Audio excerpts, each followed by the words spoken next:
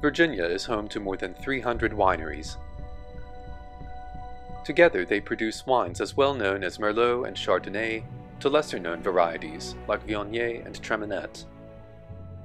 The oldest and most distinguished of Virginia wines is also one of the least known. It just kind of got lost to history, but it doesn't have to be. It's a wonderful wine. The Norton Grape, once at the forefront of American winemaking and of incalculable importance to European winemaking, began its colorful and unusual story in central Virginia some 200 years ago. Daniel Norborn Norton was born in Williamsburg in the autumn of 1791. His father, John, was a reasonably successful tobacco merchant, and his mother, Catherine, was from a respectable family in Winchester. Norton was only 6 years old when his father died.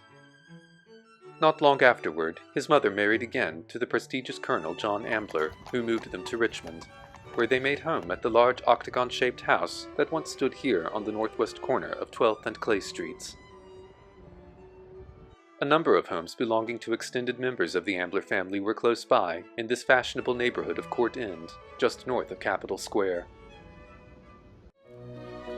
Catherine's marriage to the privileged Colonel Ambler elevated their social status. The family frequently rubbed shoulders with the great and the good in this cultural nucleus of the antebellum South. Norton enjoyed the same degree of privilege as his flurry of step-siblings and half-siblings, although he understood he would never truly be one of the Ambler clan. By his teenage years, the young Norton had developed a deep sense of loneliness, crafting an isolation that he would carry with him for the remainder of his life. He more often preferred the company of books to people, which allowed him to escape into the fanciful realms of philosophy and science, far away from the melancholy world he saw around himself. The remarkably intelligent Norton found he had a knack for medicine. Medicine was hardly his passion, although it was a respectable vocation that could provide a comfortable lifestyle. While studying at the University of Pennsylvania, Norton traveled extensively through Europe, encountering people and places in the great capitals of the imperial age that opened his eyes to a world of possibility. After his graduation in 1815, the 23-year-old Norton returned home to Richmond, the river city being the closest thing to a place in which he felt he belonged. A portrait of Norton was painted around this time, and is held today in storage deep within the Virginia Museum of Fine Arts in Richmond. Norton's depiction stands out among the museum's vast collection of portraiture. It captures a handsome, if not serious-looking young man with dark features, still with a glimmer of youthful glow, and a deep, inquisitive gaze. Norton soon established an office with Dr. William Tazwell on the corner of 9th and Broad Streets, where the pair would practice medicine for many years, charging their patients $3 per visit. Around that same time, Norton fell hopelessly in love with Elizabeth Call, a niece of Chief Justice of the United States John Marshall, with whom the Amblers were well acquainted.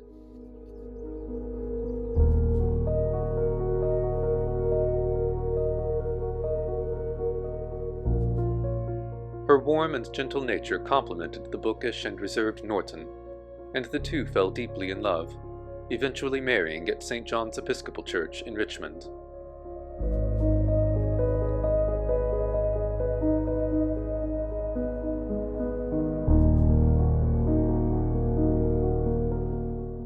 The Nortons made their home just outside the city at Magnolia Farm, a 27-acre haven gifted to the newlyweds as part of Eliza's dowry, which also included at least a dozen enslaved people. Magnolia's acreage allowed Norton to create an experimental garden. In a little cabin among Magnolia's outbuildings, the curious doctor experimented with crossbreeding varieties of fruits and vegetables. It was during this time, while Norton labored away like a modern-day inventor in his basement laboratory, that he became interested in a development that had eluded European settlers for centuries: a grape capable of surviving the harsh southern climate, which could also produce a drinkable wine.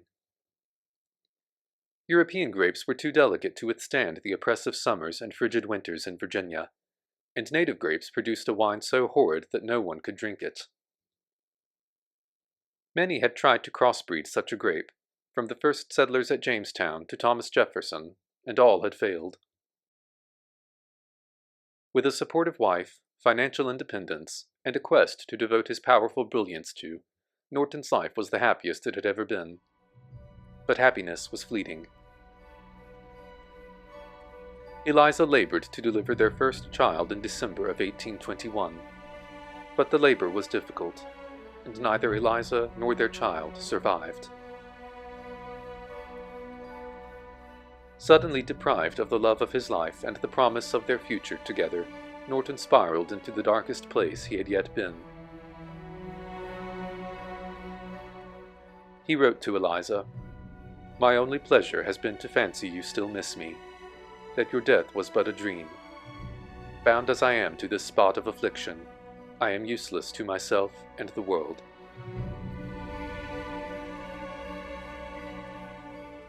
So lost and heartbroken was the young doctor that he contemplated ending his own life. Desperate for an escape from the torment of his mind, Norton plunged himself into viticulture. He was consumed by his quest to invent a grape capable of surviving the harsh North American climate that could also produce a drinkable wine. History is largely silent on the details of Norton's progress, due largely to the absence of any notes the doctor may have kept. But a handful of surviving letters detail the extent of Norton's obsession. His eyes had grown weary, and his personal hygiene suffered as he waged war against the specter of depression with long nights of research.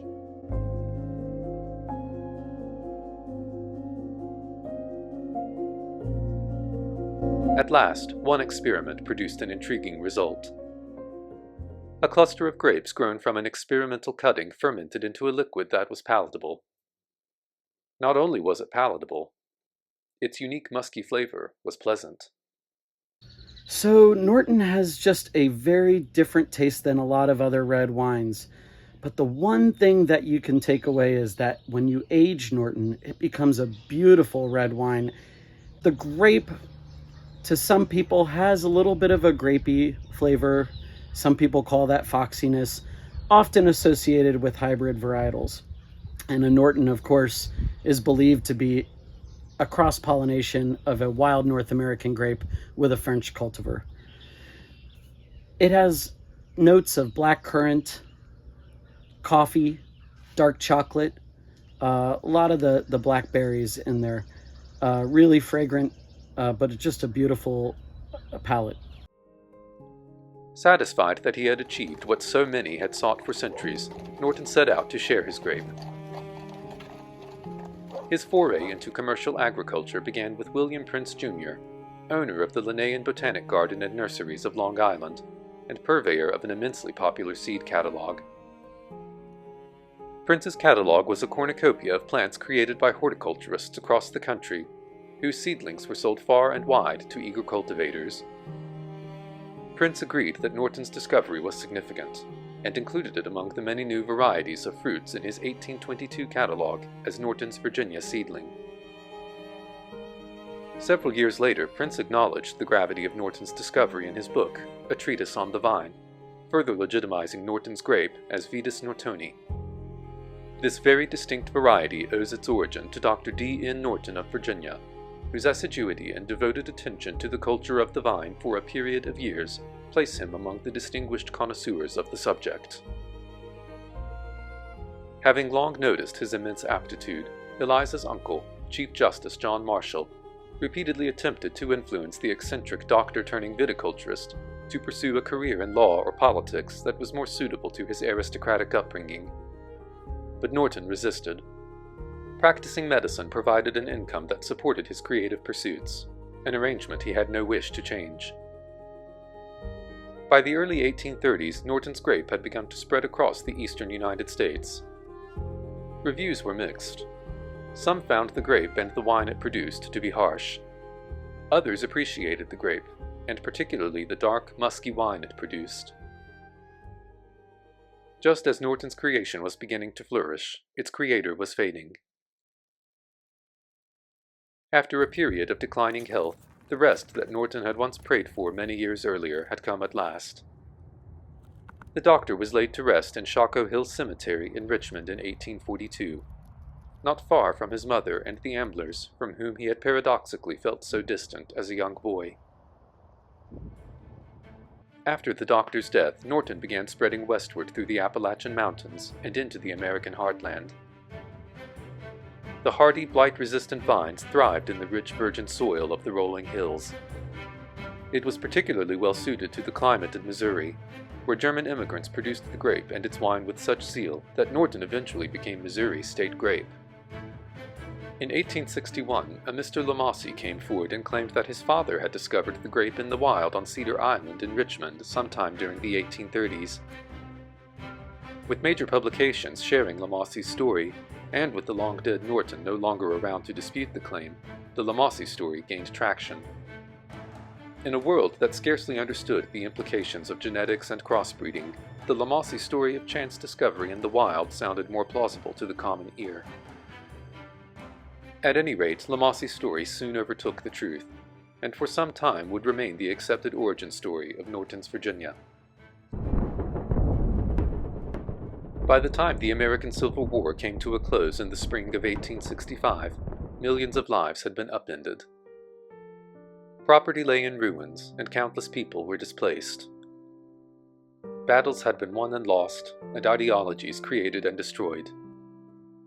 One of the many casualties of 4 relentless years of warfare was Virginia's winemaking industry. Armies had laid waste to vineyards throughout the Commonwealth, and most of those that remained had fallen into neglect.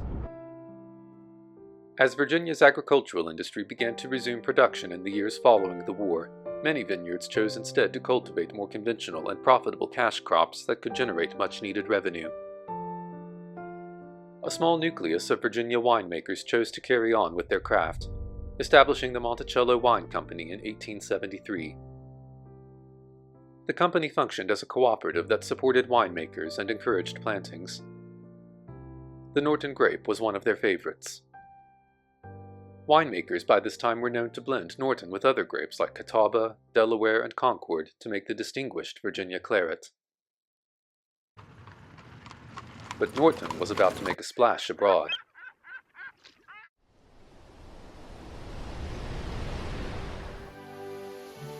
The Austro-Hungarian Emperor Franz Joseph hosted a World's Fair in Vienna in the summer of 1873 to celebrate the 25th year of his reign.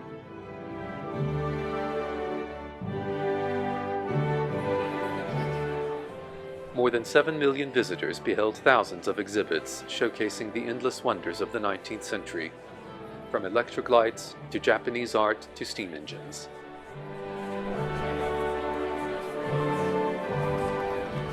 Vintners too were invited from the far corners of the earth to exhibit their wines.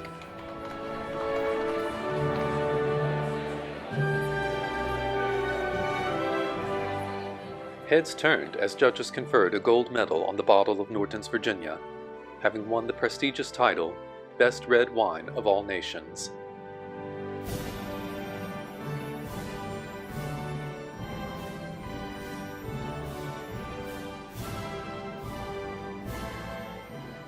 The golden age of Norton had begun. The dark musky wine would go on to win a silver medal in Paris in 1878. The French Academy of Sciences studied the Norton grape and praised its capability of producing wines of the finest quality. President Ulysses S. Grant kept a generous stock of it at the White House during his administration. The notable American Encyclopedia even acknowledged Norton's remarkable medicinal qualities. One Florida winemaker would go on to win several medals for his Norton at the Paris Exposition in 1900. Norton played an indispensable role in creating and legitimizing American winemaking, coinciding perfectly with America's coming of age as a great world power and exporter rather than importer of culture. Meanwhile, winemakers in France, unlike their American counterparts, could hardly celebrate. A devastating decade-long blight of phylloxera had rocked French vineyards to the crisis point. As vines suffered and died in droves, the government formed a commission to address the best means of resolving the blight that seriously threatened the French economy. The International Congress of Viticulture convened in Montpellier, in the heart of France's winemaking region, to conduct an experiment after having obtained cuttings of American vines. They found that by grafting American vines, including the hardy and disease-resistant Norton, to their own vines, that they were able to cultivate new vines capable of withstanding phylloxera. Norton's Virginia had successfully come to the rescue of the French wine industry, saving centuries of tradition and countless livelihoods. But no golden age can last forever. By the dawn of the 20th century, the American temperance movement and its goal of outlawing the manufacture and sale of alcohol had gained considerable steam.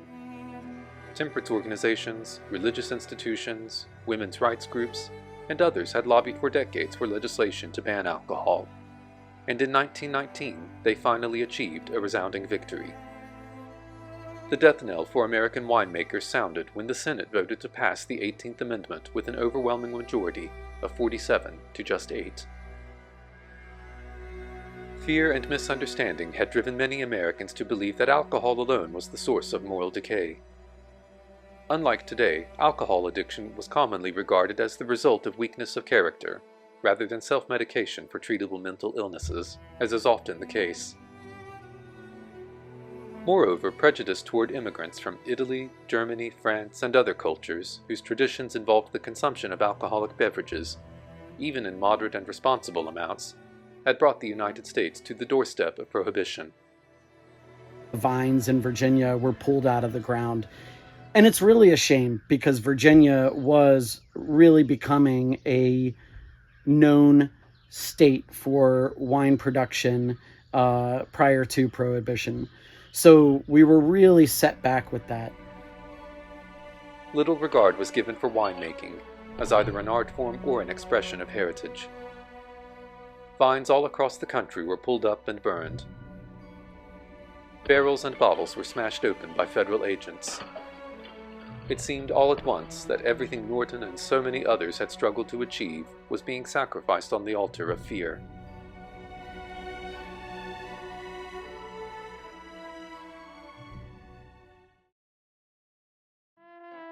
As the 1920s carried into the 1930s, the illegal production, distribution, and sale of alcohol in various forms had become so widespread that Prohibition had become exceedingly difficult to enforce. Public opinion, too, had begun to shift against Prohibition, as the rebellious American spirit, aided by the Italian mafia and other gangs, refused to divorce itself from alcohol. Gambling, prostitution, and various other forms of organized crime had come to be associated with the lawless Wild West that the underground alcohol industry had become. Coupled with the starkness of the Great Depression, the public had tired of the 18th Amendment and its infringement on individual freedom. Prohibition at the federal level was officially repealed with the passage of the 21st Amendment in 1933. And over the coming decades, every state in the Union would gradually dissolve any legislation that banned the production and distribution of alcohol. Winemaking in the United States began to slowly resurrect. Those who still remembered Norton's Virginia feared it had gone extinct in the widespread purges of 1919. A small handful of people had never forgotten, and had remained determined to preserve this crucial element of America's horticultural history. In 1966, Jim Held purchased Stonehill Winery in Hermann, Missouri, once an epicenter of Norton cultivation, with the intention of restoring the vineyard to what it had once been. After meticulous research, he discovered a little plot in the woods behind an old schoolhouse, where an old bootlegger had once secretly cultivated Norton away from the gaze of law enforcement. The hardy vines had survived after all, and were soon growing again at Stonehill. After being revived in Missouri, a cutting of Norton made its way back to Virginia, the land of its birth, in 1989. Horton Vineyards in Gordonsville, just east of Charlottesville, obtained cuttings of Norton and planted them in the hope that Virginia's native grape would invigorate the Commonwealth's lethargic wine industry. The grape thrived in its native soil.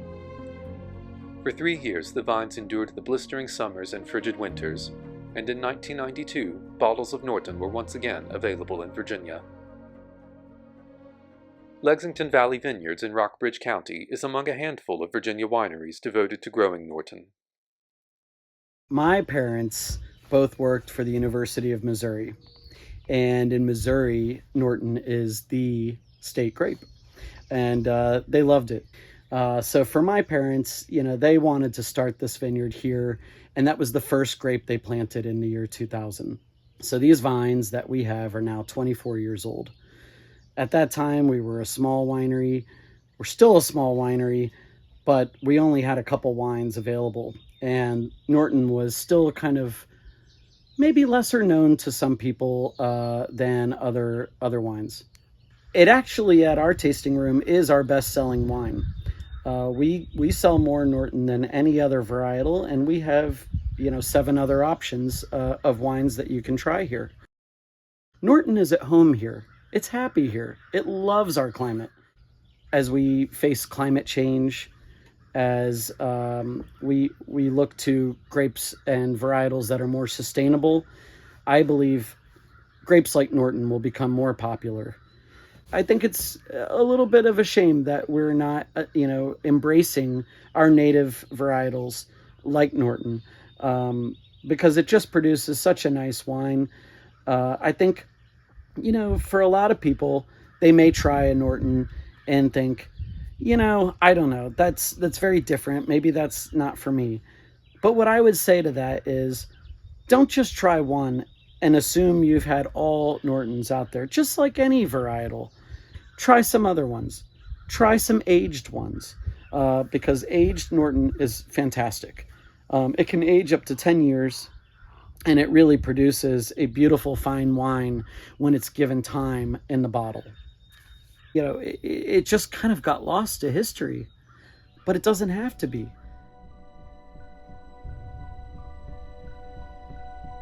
On January 23, 2018, 176 years to the day after Dr. Norton's passing, a special commemorative marker was placed at his grave in Richmond.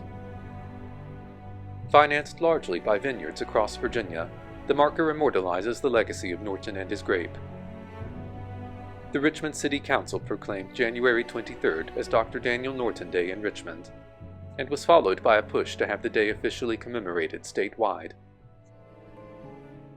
Magnolia Farm, the very cradle of the Norton grape, would experience a history of its own as varied as the legendary grape its fields had produced. After Norton's death in 1842, Magnolia was put up for sale and eventually purchased at auction. The growing city was by then at the doorstep of farms like Magnolia, whose lush fields were being developed into streets of tidy row houses and shops.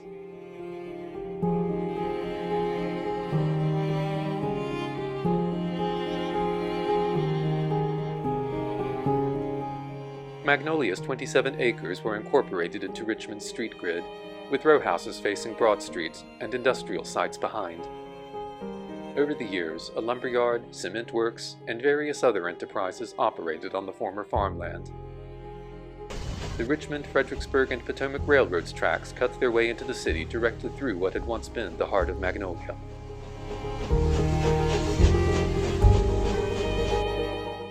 After the completion of Richmond's new Union Station in 1919, the railroad moved their freight yard and engine sheds here, which subsequently fell out of use after Union Station closed in 1975.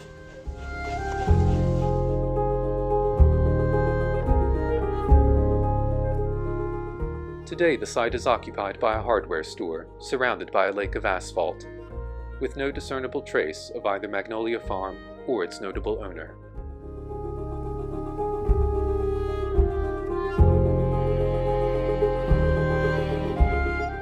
A quiet little side street a few blocks away, named about 40 years after the doctor's death, is the only reminder of what once was here. Norton is many things. It is a grape, and a wine, and a love story. But at its deepest root, Norton is a story of resilience. This little grape, and the wine it produced, became one of the most sought-after American wines of the 19th century. Norton saved the globally renowned and time-honored French wine industry, and after narrowly avoiding extinction itself during the age of Prohibition, is once again asserting itself as a cultural staple. Perseverance lies at the deepest root of Norton's legacy, itself a product of the timeless truth that great struggle can produce things of great beauty.